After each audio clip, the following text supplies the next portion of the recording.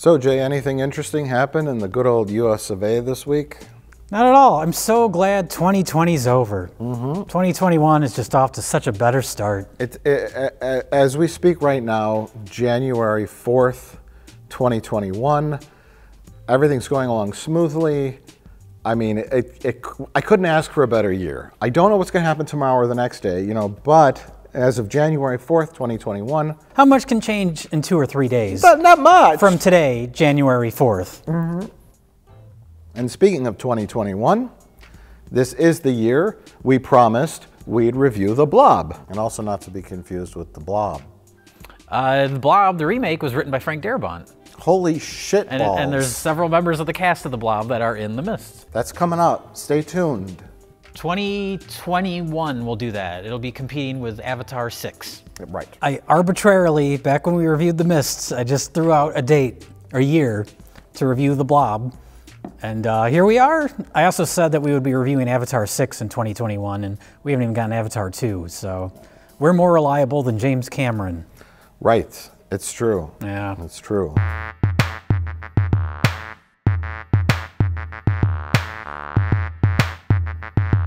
Anyway, it's 1988's The Blob.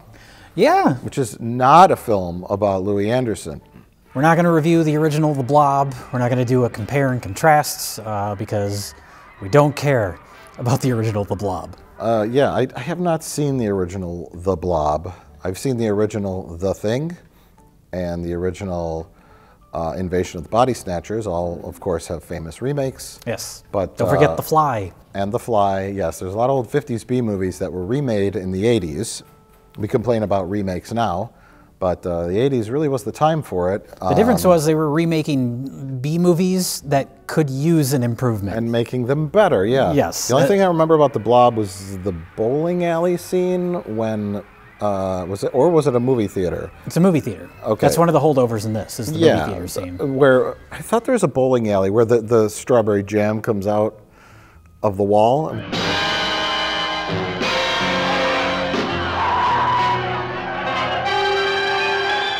They reference it in this. They make 2 jokes.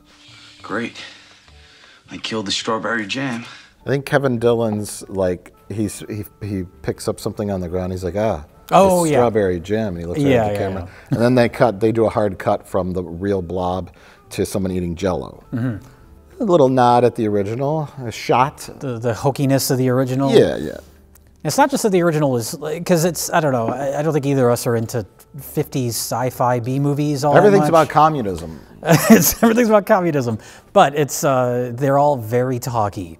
There'll be a couple scenes with the monster or the threat, the giant ant or whatever it is, and then it's lots of scenes of people talking in rooms. Richie, you old buzzard. I didn't know you were a chess player. That's what I've been telling you, Oh, Dave. this is You're Steve not the only Andrews, thinker Mr. around Porter. here. He seems to think the doctor got into some kind of trouble here tonight. No, My daughter? Least I could have done is thank you for coming out here. All we know is that they told us something had happened over at Dr. Hallen's house. The scenes where the Blob attacks people, the 4% of the movie, or the monster in 50s B movies, right?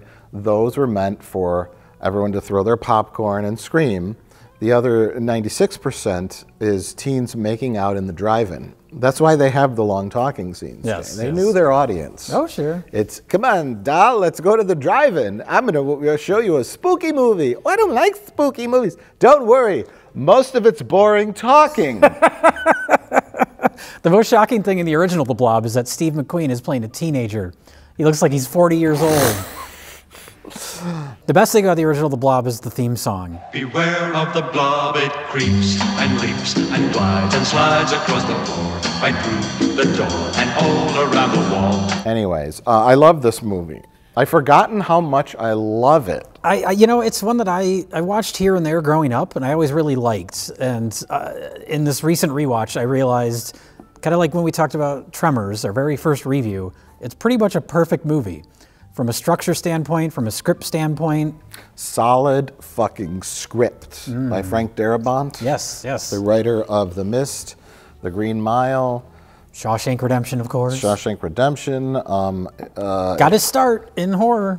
This is directed by Chuck Russell, who directed Nightmare on Elm Street 3. Written by Chuck Russell and Frank Darabont.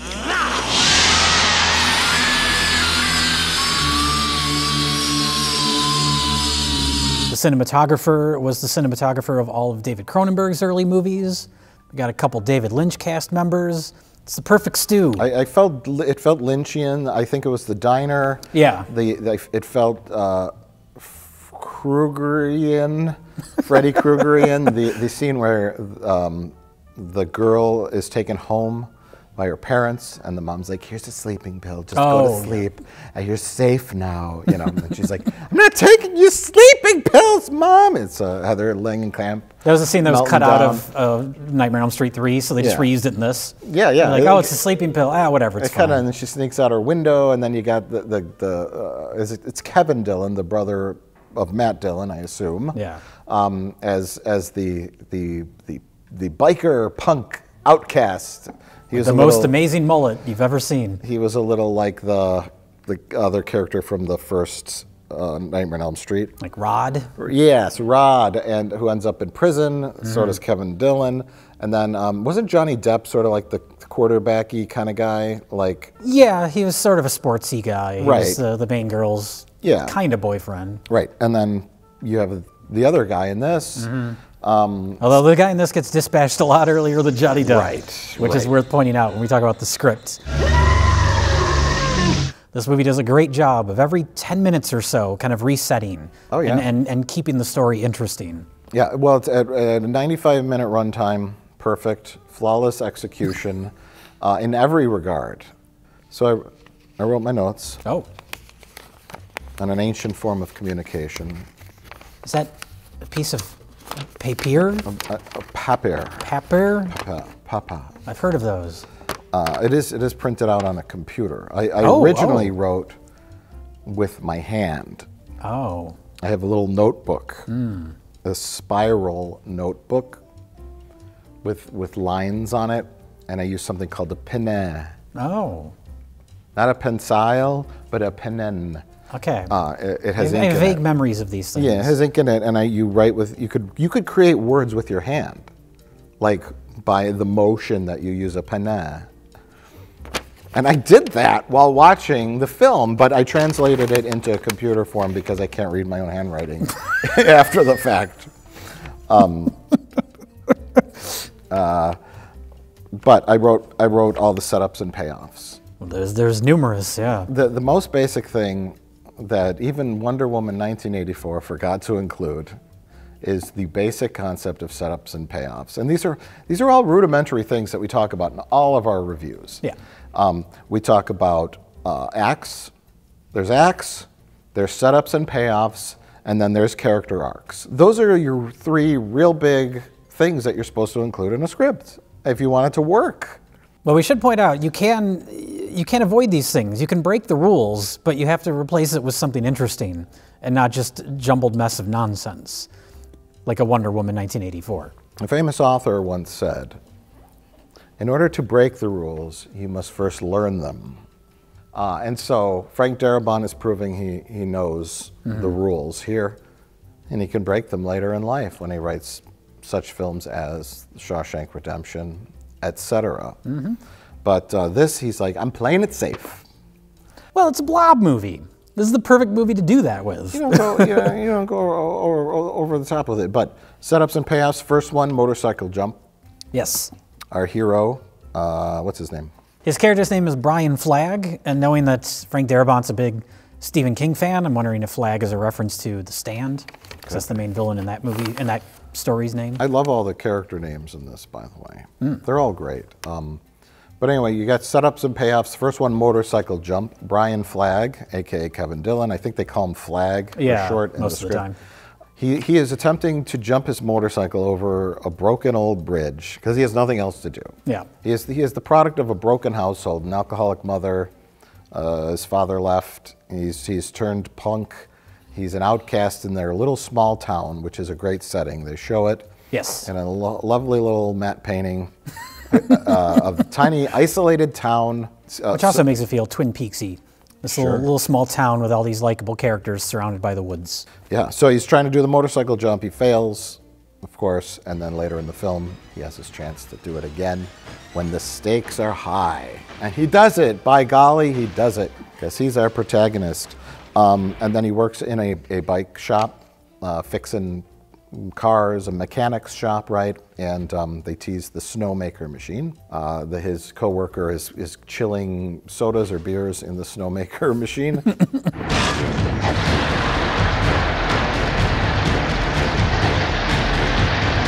Jay, do you remember any other quality setups and payoffs? Let me just ask you this. There's the little kid with a zipper. The jacket. The jacket, yeah. The mother says, you got to take your jacket. I don't want to take my jacket. You got to take your jacket. My fucking zipper, Mom, you stupid bitch. Yeah, that's what he exactly says. Normally, you would think the jacket would save his ass. Yeah, like that's the thing that he slips out of when he's falling off the building, but he's able to hold on to it. But no, it causes problems. I also like, this isn't really a setup, it's more foreshadowing, which is also important. The snow globe. Yes. And of course, the whole town is built around the ski industry. But, and it's not even mentioned that it's Christmas time. I don't know, I think it's fall. I think you see yeah, fall they're worried about in the coming winter if there'll be enough snow. It's going to be a good season. But she's laying in the bed and next to her bed is a snow globe. It doesn't show her shaking it up, but the snow is dripping. You know what's going on. Yeah. You know what they're doing. Which is a nice setup for the ending. Yes, yes. Best use of a snow globe since Citizen Kane.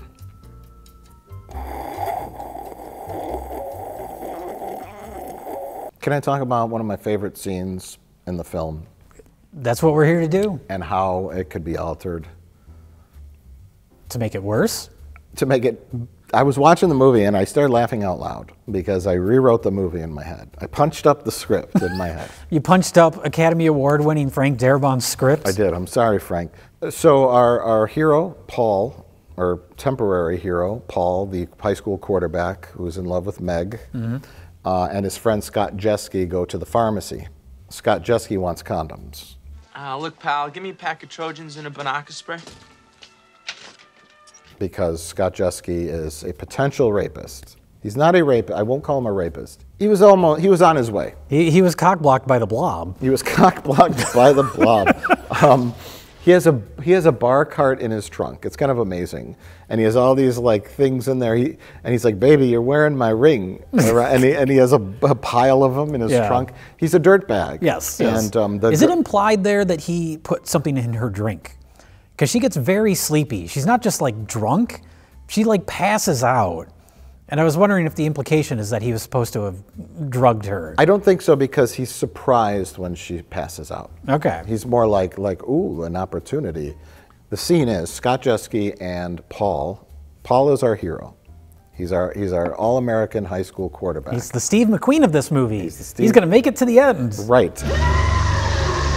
They go into the pharmacy together, and Scott Jeske, the dirtbag, goes up to the counter. He's like, yeah, Mr. Pharmacist, buddy, give me a pack of Trojans and some Banaka. He goes to the back to get him the condoms, and then the priest shows up. Haven't seen you at the Sunday services lately. Oh, You want the ribbed or the regular? It's from a friend over there, and he points to Paul, who's completely unaware. Yes. He's being duped. And the priest says, he's obviously judging him, and then so Scott, the pre-rapist, awful, sleazy dirtbag, pays for his stuff and leaves. Then the pharmacist should have said, now, Father, how can I help you? And the father turns to him and says, I'll have one pack of Trojans. That's your rewrite. That's my rewrite. Okay.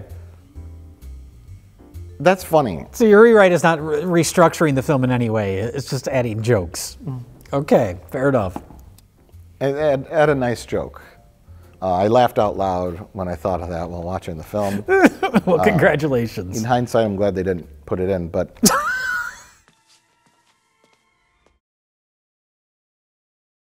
Yeah, this the small town aspect of it, the priest, the religion angle, because the priest gets...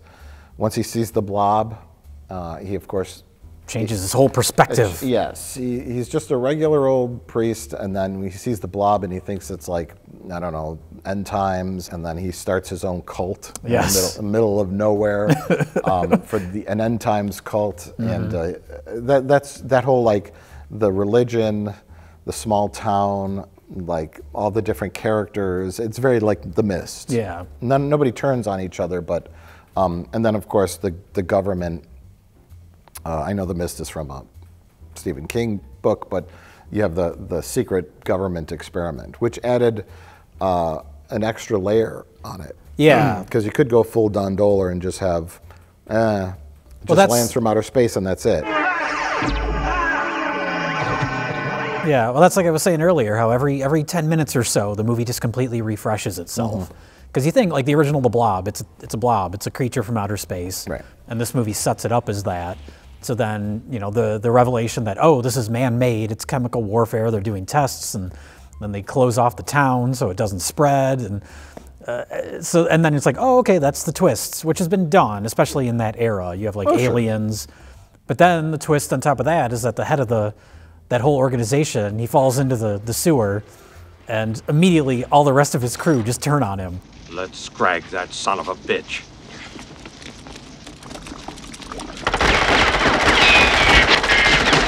It would have been really easy to just make that entire government organization all bad guys. Right. And so the twist where we see multiple ones that feel terrible about what's happened. Right.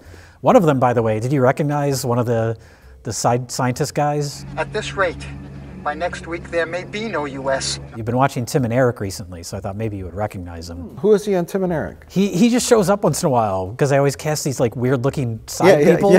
He's one of those guys that shows up. Okay. And he's in this movie. He's also the voice of Lord Zed on Power Rangers, the big muscle red guy. Okay. He died somewhat recently, but there's a lot of that guys in this movie, and he's one of them. Okay. Another one is the guy they run into, the other guy in the white suit that they run into in the sewer, where he's got like the crack in his suit. Yeah. That's Bill Moseley, who's been in like every Rob Zombie movie. Sure, I know Bill Moseley. Lots of those guys. The projectionist at the movie theater. Yeah. It's that guy. You know, hot dogs get a bad rap.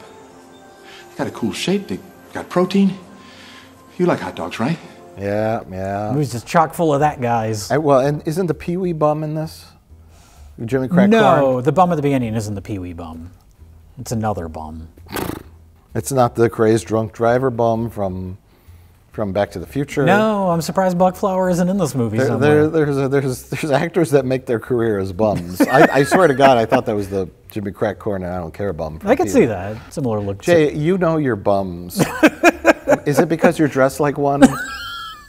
Anyways. But going back to the small town aspect of it, set up perfectly at the beginning.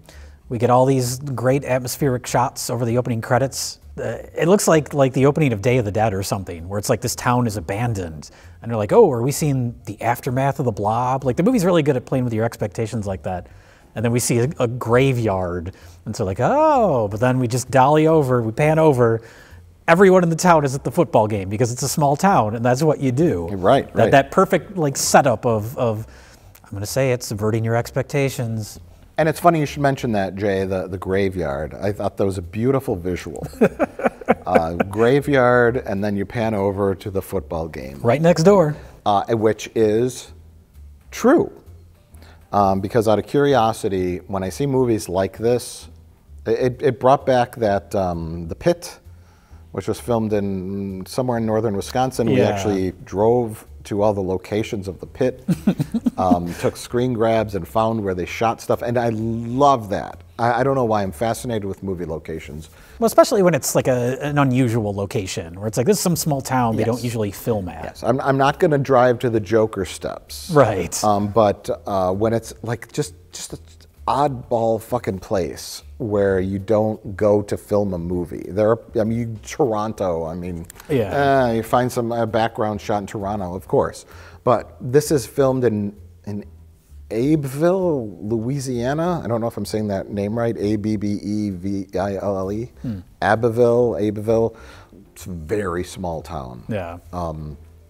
And so I'm like, oh, let me hit my Google Maps and let me grab frames, and I found all sorts of wonderful stuff. The football field is right next to the graveyard. That's funny because I watched the commentary track, and they make a point of mentioning that was in the script. So it's like they must have looked for it. Yeah, like did they find a town specifically because they wanted one that had a football field right next to a graveyard. It's very specific. Yeah. It wasn't like they location scouted and they said, oh, we could do this shot. Like they had the idea then. It was in the script. Interesting. Yeah. They must have scoured small town America to try to find that exact thing. And then they saw like, okay, well, there's like two kind of main streets, right? And there's the courthouse, which is doubled as the town hall. They call it the town hall. There is an actual police station, but they never show the exterior of the real police station. What they show is like this red brick building that kind of looks like I think it's a bank or something. When Kevin Dillon gets let go by the police, that's where he comes out of, and he has a cigarette. Which is right down the street from the diner, which is another main location. Yes, it's the exterior where the famous manhole cover sequence happens. Okay. And there is an actual manhole cover there. Yeah, the whole climax of the movie takes place on that street. Yeah. The diner, the exterior of the diner is a real diner, but the inside, most likely a set, right? The inside is a set, and this kind of, we'll talk more about effects in a bit, but what's interesting about that is it wasn't just, because you see there's a big window and the door is all glass, so you see across the street, and it's not just like a big, like they'll use like a big, painting or a backdrop or whatever. It's actually like a half-scale miniature of across the street. Weird. So they're doing like forced perspective. Yeah. So there's actually some depth to it. Yeah. Which I've never heard of a movie doing that before, as far as the outside of a location like that.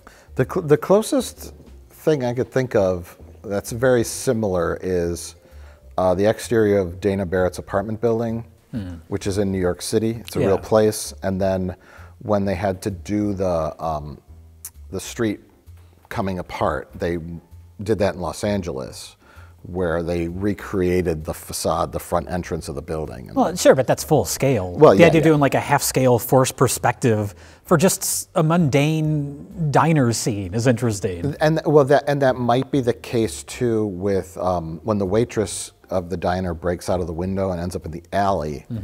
They show her looking down the alley, and she sees a phone booth there. And that's the famous phone booth scene, one of the most terrifying scenes in motion picture history.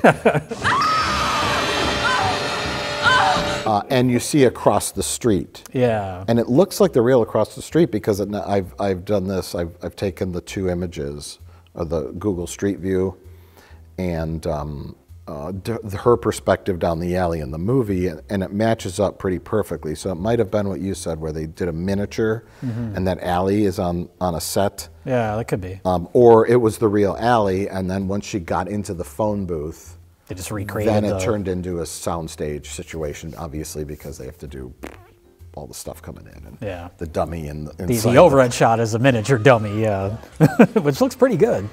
But then one building I couldn't find was the movie theater exterior. So some of that could have been shot in LA. I know all the wood stuff was shot in Griffith Park, where any wood scene in any movie shot in LA, they shoot in Griffith Park. Yeah.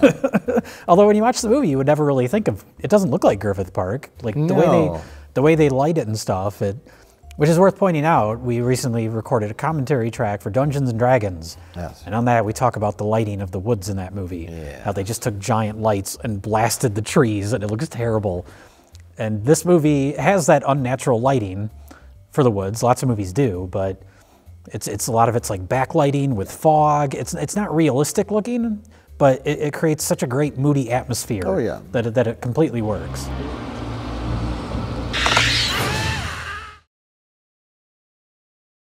Let's talk about the Blob. The titular Blob? The titular Blob and its subsequent path of destruction, which is what you pay for at the box office. And what you don't get from the original The Blob. Right. Hey, look, there's a blob. Let's go into a room and talk about it for an hour. So the Tin Can Man, or the whatever they call him in the credits, aka not the Pee-wee Bum, lives alone in the forest, and he's the only witness to the meteorite that crashes. Yeah.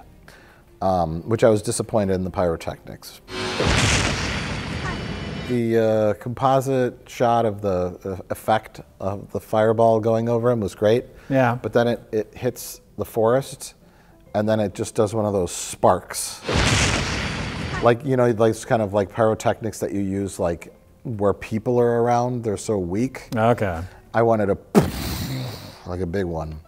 It was a little disappointing to see. Maybe they bought some fireworks for that scene, and just a lot of them were duds. Yeah, it was all right, but that scene is one of the few things that's right out of the original too, with the bum when it attaches to his hand.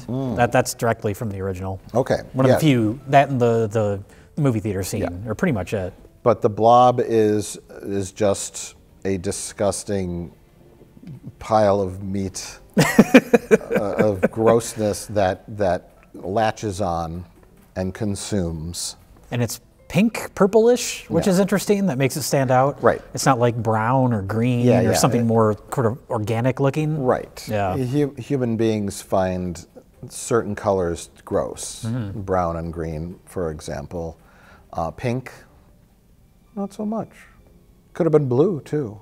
Sure. You ever see those commercials on TV, Jay? You know, like when they have maxi pads commercials or diaper commercials. Oh, yeah, where they always use some sort of blue liquid. It's usually blue. It's usually like a light blue color. Like, watch how absorbent this maxi pad is, or this diaper is. And they just pour blue. Because if they poured yellow or brown, they'd turn off all their audience. It'd be like, oh, yeah. So they pour like a color that doesn't normally come out of the human body. Right. Hot pink, blue. Right. So the Blob is weird. Grabs onto the guy's hand. They hit him with their car. They're out on the date and take him to the hospital. Eventually, the Blob just consumes the guy. Well, this is the twist. They kind of set up Paul as if he's going to be the hero of the movie, and then 20 minutes in, he's gone. Yep. And it's great too because the Blob is translucent. So it's not just horrifying that this thing is eating and growing, but we're actually seeing people be digested by it. Yeah. And it's incredibly disgusting. Right. That is. And adds an element of like body horror to the movie too. Oh, yeah, in addition to everything else. That's like clockwork. That's the 30-minute mark. Yeah. Like, you know, that's when, you know, you take that right turn and everything changes. Yeah. Before it's just like, well, there's a weird thing on the guy and blah blah blah. But then once that shot when Paul is consumed by it and screaming and his hand is out, I mean, it's great. Yeah. Like the effects in it are great. And at that point in the movie, I'm like, this holds up. Yeah. That is frightening. Yeah. And they kill a kid, by the way. That's, going back to talking about them kind of taking unexpected turns. You kill Didn't expect your, a fucking kid to die. Right. You kill off your hero. Not only die, but die horrifically. He jumps out of the water, and it's so disgusting. Yeah. It's until the Blob gets a little bigger when things. There's some wonky opticals, and that's just kind of a result of the time the movie was made in, of course, but all the practical stuff looks great. The Blob itself, it doesn't just, like we joked about it, looking like jelly or whatever from the original movie, but it's so like sinewy, and it looks, in some shots, it looks like almost like muscle. Yeah. Like it's hard to pin down what it is, which is great. Right. But it really feels like it has a weight to it. Yeah. There's always one thing at the end that sticks out to me. It's like when the Blob is kind of pinkish, and then it's when the snow truck's overturned. Then it like splits open, and like a different chunk comes out. That's like almost like chicken colored. Yeah. Like it hasn't quite. It's like multiplying, and it hasn't quite changed into the pink color yet. So you don't know, like all those little details where it's doing something that's alien and foreign, and you don't know what it is. Yeah. It's just gross. The full scale props. Even when Paul is on the phone, I think he's trying to call the sheriff. Maybe he's like green screened in on his at the desk. Oh yeah, when you see the Blob behind and there's him. a miniature of the room. It was pretty solid looking, where it was really hard to tell that he was keyed in there. But then, well, it's a darker scene too, later as far as the lighting on, goes. So when the Blob gets bigger, it starts to look worse and worse, unfortunately. yeah. But, There's one shot near the end when the whole town is in chaos and someone's running down the street. You just see that tentacle of the Blob go. It looks like a 50s movie, which of course the original is a 50s movie, but by that point in the movie, you're completely on board with the story anyway. Oh, so yeah. That stuff is a little more forgivable by that point. I mean, one of the big centerpiece set pieces is the movie theater sequence. Yeah. And I love the setup of that. the two little boys, they want to sneak in to see the movie's version of a Jason movie, which is hilarious. It's like Garden Tool Massacre, I think it's called. I don't know, but it's like, it cuts to like a guy with like a hockey mask on, and it's not hockey season, blah, blah, blah. And then everyone's in the movie theater, and then there's an annoying asshole behind the two kids talking during the whole thing. It's like, yes, that's the guy who first gets sucked up by the tentacles.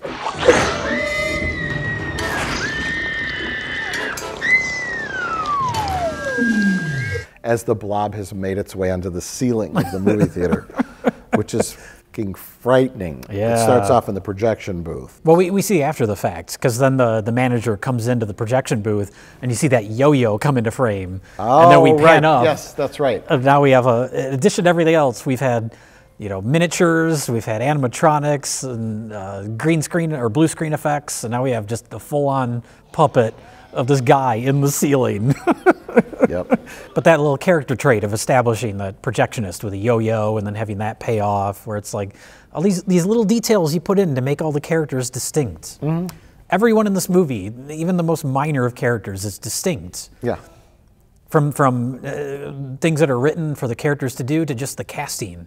Everybody's really like memorable looking. It's not a movie full of generic pretty people, right, which so many movies are now. Right. Yeah. Yeah. It's that small town. The little romance between the sheriff and the waitress owner of the diner. Right. All these little things. Who that guy, by the way, the sheriff, was, going back to Frank Darabont, he's the guy that runs into the grocery store in the mists that says there's something in the mists. And he's on The Walking Dead. He's like a Frank Darabont regular. There you go. Jeffrey DeMunn, I think his name is? Yeah, all those small town characters. I like the father pharmacist. Daddy, I'd like you to meet my friend Paul. Ribbed. I like that reveal that he was the one who sold him the condoms. Yeah, the newspaper comes down. Yep. And he's another one of that guy's. Hey, it's that guy. You've seen him in a million things. Yep, but the blob, the ceiling of the movie theater, I mean, that's great. It was very Gremlins-esque. It was where it's like the center point, because they burst out into the alley, and then they have to go in the sewer system. I guess one of my only complaints, government scientists that deal with microscopic biological weapons have weapons of war, like bazookas and grenades. Maybe they knew that the blob multiplied in size, but they seemed shocked by it. Yeah. It's 1,000 times bigger than when we first started. And it's growing exponentially. By this time next week, there won't be a country. Maybe that's why they brought bazookas. I don't know. There was a great moment near the end when the blob is wreaking havoc on the main town square, and the one guy's got the vest of grenades. Yes. And he sets him off. The blob crushes him, and then like 3 or 4 shots later, it's almost just in the background. You see the blob there, and you just see like a from under the blob. It's barely even acknowledged. Yeah, the blob's coming for him, and Flag has the smarts, because they figured out that the blob reacts to cold, first teased or set up when they go into the freezer, and then they start shooting it with fire extinguishers. But then Kevin Dillon, aka Flag, shows up with the snowmaker and starts shooting the thing, which isn't quite enough, so they got to blow it up, which is the girl who does it. Well, then this seems like it's a little ahead of its time as far as she goes full like Linda Hamilton by the end of the movie. Right. And this is pre-T2. It's great too, because you start out the movie, she's just like normal generic cheerleader girl. And then by the end of the movie, she's just shooting this gun. And I like the fact too, there's 2 nice touches at the end with her character when she picks up the M16 and she's just like, she tries to shoot it. Yeah. She doesn't know what she's doing. And she doesn't immediately know how to use it. Right, and then something happens where it goes off and she goes, and shoots it up in the air. And then she physically sees one of the government guys. He's got that, it's like an army green sack. It's not a grenade, like most people know, pull the pin and grenade and throw it. It's like an army sack, and he turns 2 things on it and throws it into the sewer. Yeah. and it's like a bomb or something. So they watch the guy do that. So she knows how to do that at the end when she throws it into the truck. Isn't it nice in movies where characters learn things based on information they've seen earlier in the film? I've never shot a gun or a machine gun, but I'd imagine if I picked up a machine gun, it would take me a couple seconds to kind of figure out how to work it. Yeah. Unless it was just like fully ready to go, but then when you shot it, you'd be like, ah, fuck, not really used to how it shoots. Yeah. And it's like, okay, little touches like that give a movie realistic weight rather than just nonsense. Yeah, well, it's also great because then she has her badass moment shooting the gun, and then almost immediately she like trips and falls off the back of the truck and gets tangled up on the cord. It's her first time fighting an alien blob in a war, okay? She's used to cheerleading. Yes. So she's not good at this stuff. And that's great.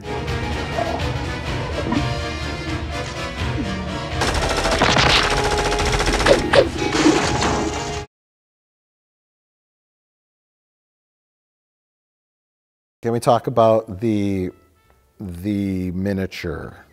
Oh God, the snowmaker truck miniature? Oh, there's one shot where it looks like a toy. Oh, it's so bad. It looks like something we'd watch on Best of the Worst. It was actually kind of shocking. Yeah. Considering how good all the rest of the effects are. Yeah, it's like they ran out of money at the end or something. I don't know. Some of the opticals look really bad.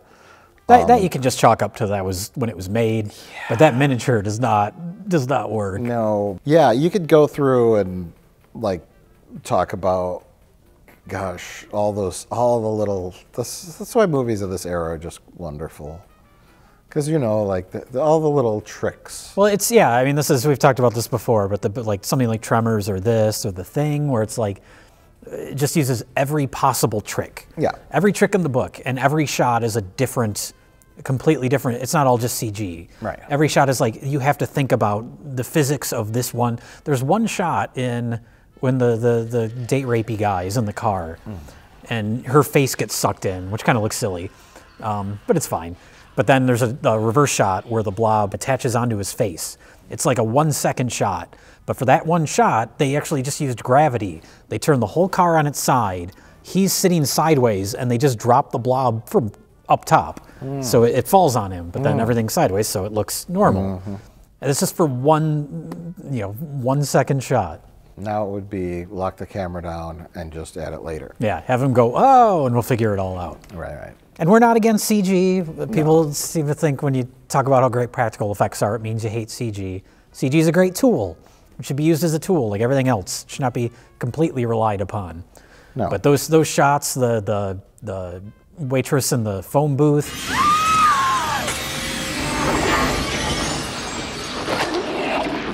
where it starts like seeping down the sides, and then when it just like crushes her, like you would not get that sort of weight from CG. Or when the sheriff's deputy gets broken in half, sucked into there's something to say about, even if you know it's a dummy, there's something to say about the horrific nature of things like that happening to human beings. Oh yeah, well that's, like I said earlier, body horror. There's elements of that in this movie. Like when what's-her-face's mother got sucked through the door in Nightmare on Elm Street. Well, yeah. That's a case where, well, no, I was going to say that's a case where CG might have worked better, but they did something like that at the end of the remake of Nightmare on Elm Street, and it wasn't better. No. Well, maybe it was better, but it still sucks, just in a different way.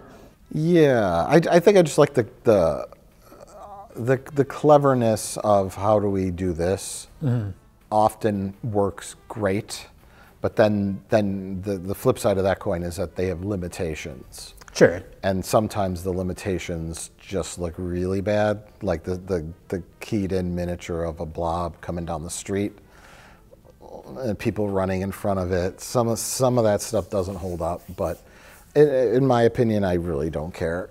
I think it's a fun movie that with a great cast. Yes. A great variety of characters, and like you said, every 10 minutes, it's refreshing itself. They go, there's a football game, there's the diner, there's the dynamic between the sheriff and the waitress. Then you have the high school football player, and they go on the date, and they end up in the hospital with the bum, and then they're down in the sewers, and all these different set pieces wonderful things you could do. They did everything they could with a giant blob creature infesting a small town, and there was no downtime. Well, it's like you mentioned Don Dohler earlier, where it's like a Don Dohler movie. It's like, oh, there's an alien in the woods. We're going to be in this woods for the rest of the movie, and characters are just going to be running around the woods. It's not that. I mean, this is a real movie made by real people. It's unfair to compare it to Don Dohler, but there are lots of other movies, even higher budget movies from that era, where that's kind of all it ends up being. Where like they could have easily done this, where it is just an alien from outer space, and then that's it. The fact that they keep finding new, clever ways to keep the story interesting. Yeah, and the Frank Darabont-ish, who is the real monster here?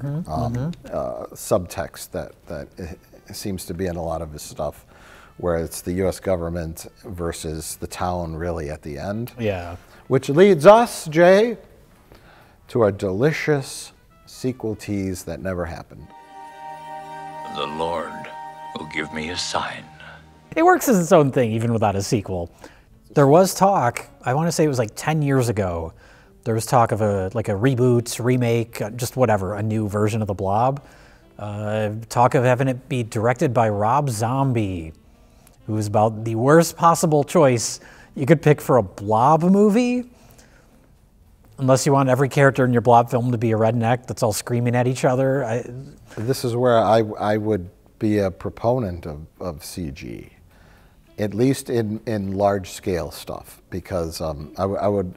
It's like when we talk about Gremlins 3, you know, and I think, was it Joe Dante who said recently, like, if they did a Gremlins 3, it better be puppets. Someone said recently that if and when it happens, it's going to be a combination of puppets and using digital trickery to erase the puppeteers, which is what I've always said you should do. Keep them as puppets. The puppets are the charm. And, and I think they said, like, it's a similar situation where the charm with the Blob, the charm with the Gremlins are the physical props or puppets up close. Like the scene where the quarterback kid gets consumed by the Blob. Like a full-scale prop that's like he's stuck under and dying. It's fucking horrifying, yeah. And then like just the little tentacles or chunks that are grabbing onto people, like they look real, they're gross, they're made of latex or something. But then when you have you need the Blob to like burst out of a second-story window and spill out onto the street. That's where the effects in this movie get iffy. Yeah, but nowadays if you have a good FX company, like you could probably pull that off completely realistically without it looking terrible. Oh yeah. And in like the case of Gremlins, like a shot where there's hundreds of gremlins like crawling up a skyscraper or something from afar. Yeah. CG, fine with that. But when you start it off small, I want to see that little disgusting thing in a jar. A little booger. Pulsing. Yeah. You know, and you could do a beautiful remake or a sequel with blending both of those two applications, or those two ways of doing movie making, practical with CGI. Although I think if they remade it today, it wouldn't be called The Blob, because that title sounds too silly. And this movie is the perfect balance of kind of fun, lighthearted adventure stuff and horrific, violent blob stuff, but the title itself sounds funny. So I think if they were to do this today, they wouldn't call it The Blob. They'd come up with some new name. Something more generic. I disagree with you. Okay. I would call it The Blob. Fuck yeah. Because that's what it is. And it's a disgusting blob. It looks like... And no motive, no mind, no decision making, just to consume and grow, and that's it. And that's one thing that they better not put in the fucking remake. It's thinking. It's getting smarter. It's getting smarter as it gets bigger. It's starting to formulate plans. Well, let's hit it with the fucking snowmakers again. You bring Kevin Dillon back. He's of the same haircut. 68 years old. He's a biker. He's got a MAGA hat on. Let's hit it with the fucking snowblower. Snowmaker. And then they start shooting it at him, and it backs up. It's learning. That's when you cut to black and you have the voice go, it's learning. Oh, God. Is that the trailer you're visualizing? That's the trailer I'm visualizing, yeah. Helicopters.